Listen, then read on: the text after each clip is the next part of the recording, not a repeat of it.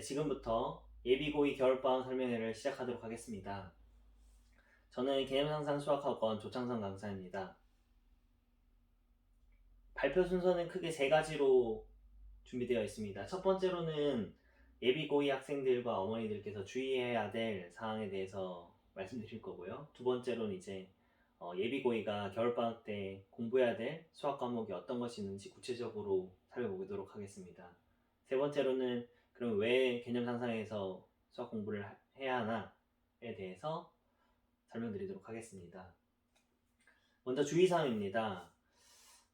지금 예비 고2 학생들, 그러니까 이제 고1 1년 과정을 마친 친구들 중에서 본인 내신이 만족스러운 친구가 몇 명이나 될까요? 거의 없을 겁니다. 그래서 대부분 이제 강남 서초 송파 여기 학교 다니는 친구들이 내신은 등급이 만족스럽지 못했죠. 3등급, 4등급, 5등급 이렇게 되는데 모의고사는 보니까 1등급이 나오는 거예요. 그러니까 본인들이 나는 아무래도 수시보다 정시 쪽이 맞나? 내신은 좀 그러네. 좀 힘든가 보다. 이렇게 생각하기가 쉬운데 사실상 이거는 도피성 선택이다. 왜냐면은 제가 보여드릴 자료가 있습니다. 이 자료를 한번 보시면은 이게 어떤 자료냐면 6월 모의고사라고 3학년 들어서 가장 중요하게 생각한 첫 번째 모의고사가 여태까지 고1, 고2는 학력평가라고 부르는데 이제 평가원에서 출제하는 첫 번째 모의고사 되죠. 6월 모평, 그리고 9월 모평, 그리고 수능인데 6월 모평에서 1등급을 받은 친구들, 1등급 받은 친구들이 진짜 본 수능에서도 1등급 받을 것이냐에 대한 통계입니다. 이과가 결과적으로 보면 처참한데요. 사실은 1등급 받은 친구들 중에서 오직 7.7%만 본 수능에서 1등급을 유지했다. 나머지 92%는 1등을 못 맞았다는 거죠. 문과는 그나마 좀 낮긴 하지만 문과도 80%나 1등급을 유지하지 못하게 됩니다. 3학년 들어서 보는 3학년 6월에 보는 모의고사인데도 1등급 받았던 친구들이 본 수능에 알 수 없습니다. 근데 1학년 때 1등급 나왔다? 난 정시가 더 맞을 것 같다? 이건 불안 요소가 너무 큰 거죠, 사실은. 현실을 좀 더 정확하게 알고 봐야 될 것 같습니다. 다음 자료도 한번 보시면은 이번에 역대 최고로 재수생 비율이 늘어났습니다. 30%고요. 그러면은 고3의 비율은 70%가 되겠죠. 70% 그리고 재수 이상이 30%. 그러면은 100명 중에서 70명은 고3, 현재 고3, 그리고 30명은 재수 또는 그 이상 N수생이라고 부르면 되겠는데 그 통계, 두 번째 통계는 10명 중에서, 재수생 10명 중에서 1명은 1등급을 나온다. 그 재학생 중에서는 10명 중에서 0.4명 꼴이니까 한번 단순 계산만 한번 해볼까요? 단순 계산하면 재학생 70명 있고 100명 잡았을 때 재학생 70명, N수생 30명인데 70명 중에서는 그러면은 0.4명, 0.4 곱하면 2.8명이고 재수생 중에서는 10명 중 1명 꼴이니까 3명 정도. 그러니까 이게 의미하는 바는 1등급 안에서도 절반 이상이 재수생이 가져간다. 그러니까 현역으로 수학으로 1등급 받는다? 이거는 정시에서 지금 1등급과 진짜 본수능 1등급은 천지 차이라는 거죠. 정말 힘들다. 그리고 앞으로 더 재수생 비율, 반수생 비율이 더 높아질 것으로 보여진다. 특히나 이건 지난 수학 요거는 이번 수능에 대한 통계고 아까 전은 지난 수능에 대한 통계였는데 오늘인가요? 어제였나요? 기사가 떴는데 이번 수능에 만점자가 딱 한 명이 있었습니다. 그 학생은 반수생이었죠. 고려대생 반수생이었는데 그것만 봐도 앞으로 반수생, 재수생들의 어떤 비중 더 높아질 것으로 보입니다. 그래서 제가 드리고 싶은 말씀은 우리 학생들이 자기가 만족스럽지 못한 수학 내신을 받았다. 그래도 너무 걱정하지 말고 흔들리지 말고 수시냐 정시냐 수학은 고2 과목 수원수투 뒤에서 자세하게 다룰 거지만 학교 선생님들도 알고 있어요. 학교에서도 정시 수시를 좁히는 문항들을 2학년 내신 문제로 채택하게 됩니다. 대표적으로 수능 기출 문제들을 중간고사 기말고사에 넣어요. 왜 그러냐면 학교 선생님들이 이제 수업을 하는데 선생님 저는 수업 안 들을래요. 저는 어차피 정시갈 거예요 하는 이탈자들도 막아야 되고, 또한 내신을 열심히 수업을 열심히 들어주는 학생들이 불리해지면 안 되기도 하고, 학교 입장에서도 실적이 좋아야 되기 때문에 수학만큼은 이제 내신 문제나 정시 문제나 별 차이 없도록 구성되고 있다라는 거. 그래서 우리 친구들이 그러면은 어떻게 자신감이 꺾이지 않게 어떻게 하면 계속 수학 공부를 할 수 있겠느냐 하면, 내신 등급을 3등급 이내로 유지하겠다라는 목표를 세워주고, 거기 조금 더 잘하는 친구들은 2등급 내로 계속 유지하겠다 이런 목표를 세운다면, 중간고사 때는 중간고사 범위만큼의 수학원을, 기말고사 때는 기말고사 범위에 맞는 수학원 단원을 집중적으로 공부할 수 있는 어떤 동기부여도 되고 계기가 되지 않을까 싶습니다. 그러니까 흔들리지 말고 수학 내신 계속 하면 된다라는 얘기고, 그 다음에 이제 두 번째로는 어머니들께서 이제 가장 많이 이제 하는 얘기는, 이제 겨울이니까 겨울방학도 길지 않습니까? 기니까 국어도 해야 될 것 같고 영어도 해야 될 것 같고, 사탐과탐 또 언제 지금 겨울방학 때 해야 돼, 이런 여러 가지 현혹들, 그리고 또 여러 과목이 있는 학원들에서 이제 겨울 캠프라던가 윈터 스쿨, 이걸 어머니들이 굉장히 강조합니다. 우리 자습실도 되어 있고 관리도 잘한다라고 하고 하는데, 사실상 정말 어머니들이 또는 그 담당 과목 선생님들께서도 수학 지금 1학기 수학 1, 2학기 수학 2 이거보다 지금 예비고의가 중요하게 생각해야 될 과목이 하나라도 있으면 말해보면 좋을 텐데, 수학 1, 수학 2 제대로 된 학생들이 거의 없어요. 거의 없는데 영어하고 국어하고 있다? 이건 사실은 말이 안 된다고 봅니다. 지금 그게 너무너무 중요한 과목이 됐는데, 지금 보시면은 이번 수능 끝나고 나온 기사 타이틀인데요. 올해 수능 전반 난이도가 올라갔고 수학이 가른다. 국어 영어보다 수학이 대학을 보내주는 시대가 왔죠.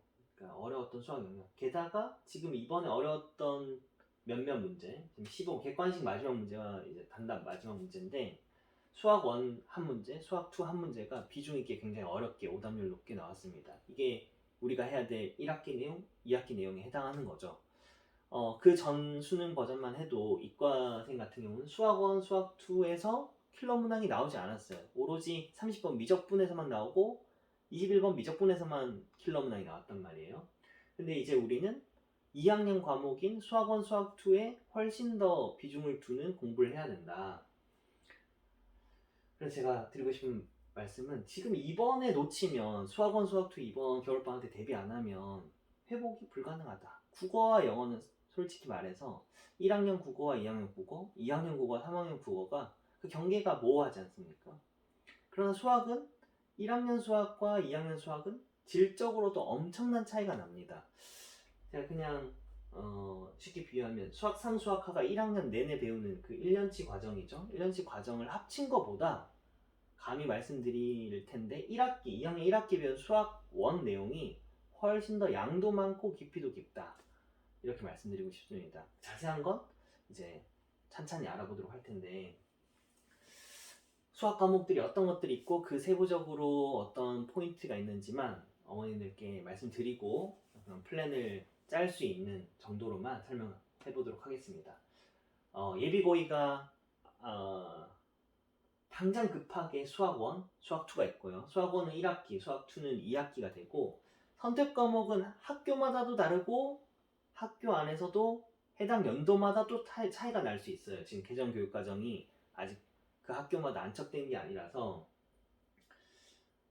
선택 과목마다 학교에서 확인해 봐야 되는데, 어떤 학교는 1학기, 2학기 하면서 동시에 1년치 확률과 통계를 하는 학교들도 있고요.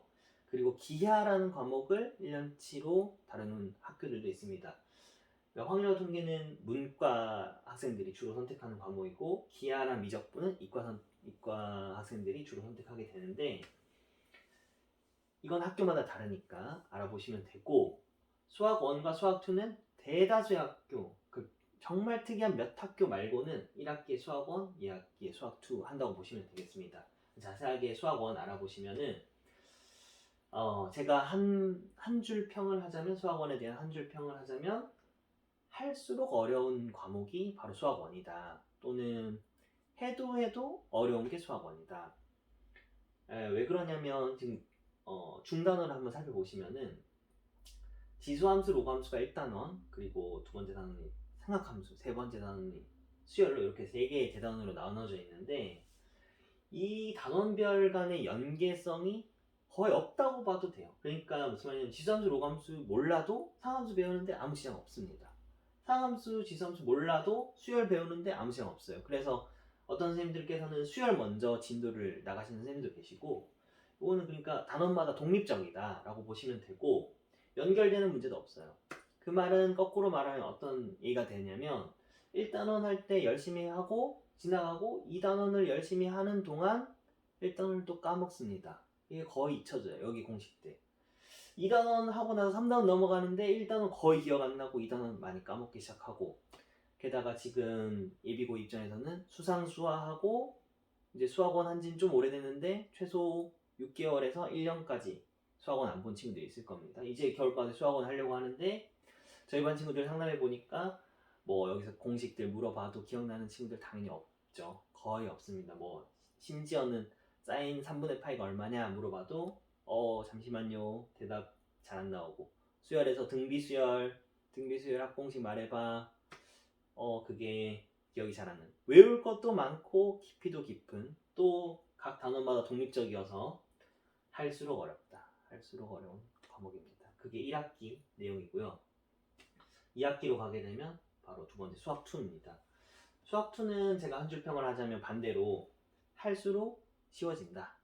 할수록 쉬워진다. 보시면은 1단은 극한과 연속, 2단은 미분, 3단은 적분인데, 1단원을 안 배우고 미분부터 배우기 시작한다? 그럴 순 없어요. 2단원 안 배우고 미분 안 배우고 적분한다? 그럴 수 없습니다. 수학2는 1, 2, 3단원이 하나로 쭉 연결되어 있어요. 1단원 배우고 2단원 배운 거를 3단원에서 적용하는 문제가 되겠죠. 그러다 보니까 2단원을 하는 동안 1단원을 까먹는 게 아니라 1단원 계속 반복돼요. 반복되고 3단원 하는 동안 1, 2단원이 이때 이렇게 써먹히는구나 하는 걸 또 알게 되고, 그러다 보니까 한 번 하고 나서 할수록 두 번째 할 때 1단원 배우면서 훨씬 더 맞아, 이거 적분해서 이렇게 쓰이는 거지, 미분해서 이렇게 쓰이는 개념이었지 라는 게 강화되면서, 또는 더 쉬운 풀이로 미분으로 극한을 푼다던가 하는 조금 더 손쉽게 접근하는 방법들이 많기 때문에 수투는 할수록 쉬워져요. 근데 학생들이 이게 할수록 쉽다고 해서 처음부터 쉬운 건 절대 아니고, 오히려 처음 한 번은 수학 1보다도 더 어렵다. 수학 1보다 더 어려운데 얘는 대신 2번 하고 3번 하고 하면 훨씬 쉬워진다 라고 기억해 주시면 되겠습니다. 그리고 마지막으로 선택 과목에 대해서는 간략하게만 설명드리겠습니다. 이게 문과 학생들이 주로 선택하게 되는 확률과 통계고, 이과 학생들이 기하나 미적분을 선택하는데, 보통 미적분을 선택해요. 왜냐하면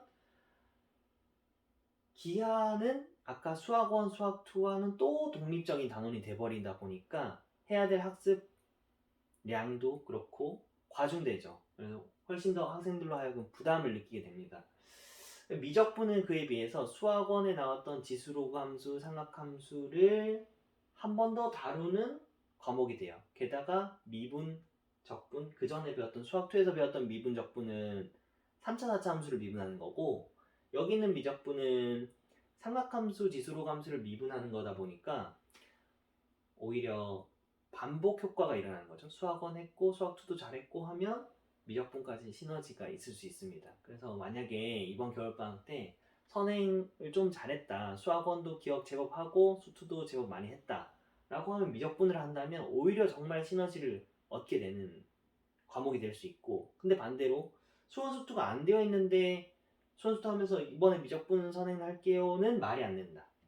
이거는 언제 하면 제일 좋냐면, 그러면 이번 방학 때는 수원수투를 하고 다음 여름방학 때는 하면 좋겠습니다. 요거는 너무 과중되지 않게. 그래서 선택 과목은 여기까지 알아봤고요. 그럼 저희 학원에서 이제 그러면 시간표를 어떻게 알아봐야 되느냐 라고 한다면, 정규반은 뭐냐면 이 시간표 그대로가 학기에서도 똑같이 이루어지고 방학 때도 같은 시간. 학기 시간표 내신 대비하는 시간대랑 방학 때랑 같은 동일한 시간대에 정규반이라고 부르고요. 그 시간대는 보시면 아시다시피 수학 원이 깔려 있습니다. 직전 학기니까 수학 원에 대한 어떤 이제 마지막 최종 개념 정리를 이때 말고는 할 수가 없어요. 이제 내신 대비 들어가면 풀이 위주로 가야 될 테니까. 그렇게 되고 방학 때는 사실상 학교별 수업이 크게 메리트 있진 않습니다. 그러니까 이 학교별이라는 거에 초점 맞추기보다는 이 시간대에 이 방학 때 이 수업을 듣다가 여전히 수학원일 거고요. 수학원 수업을 듣다가 이제 학기에 학교반으로 자연스럽게 연결되는 거라고 보시면 되겠습니다. 그래서 요 수명고반과 단대부고반 두 개의 반이 학기로 자연스럽게 연결될 거고 진도는 여기랑 동일할 것이다. 정규반에서는 수학 1을 다룰 거고요. 그리고 선택 수업으로 이제 소그룹 수업으로 이제 개개별로 많이 차이가 난다던가 그런 친구들을 위한 수업도 있고요. 그래서 정규반은 이렇게 구성되어 있고 요일별로 또 개강 시간에 맞춰서 어머니들께 생각해 주시면 되겠고 이제 그러면 특강은 그러면 아까 얘기했던 대로 수학 2를 위주로 생각하시면 되겠습니다. 그러니까 수학 1은 정규에서 한다. 정규에서 하고 수학 2를 이제 2학기를 대비해야 되는 그거는 어디서 한다? 낮 시간. 이제 방학했으니까 학교 안 가는 시간 동안에 낮 시간에 뭐 1시에서 또는 오전 9시 타임에서 이렇게 선택해서 하시면 되는데 겨울방학이 그러면 1월 4일, 1월 3일부터 시작해서 사실상 개학하기가 3월에 이제 2학년으로 올라가니까 2월 24일까지가 있는데 근데 횟수가 왜 12번밖에 안 나오느냐 사실상 2월 초반 2주간은 겨울방학이 끝나고 봄방학하기 중간에 그 애매한 시간이 있죠. 그때 학교 잠깐 나갑니다. 그동안은 휴강을 할 수밖에 없겠죠. 그래서 보통 겨울방학 이제 특강이라고 하면 한 달과 그리고 2월에 2주간이거든요. 그래서 박민쌤이나 박정환쌤이나 김우겸쌤 같은 경우는 1월부터 개강해서 2월 24일까지 해서 12회에서 16회까지 이렇게 진행하고 저 같은 경우는 이제 1월에 끝내고 이제 2월에는 확률과 통계 수업을 따로 이제 개설하려고 1월 4주간 수학2를 끝내고 그다음에 2월에 2주 남은 2주 동안은 확률 통계 이렇게 구성했고요. 그것만 주의해서 이제 수강 플랜을 짜시면 되겠습니다.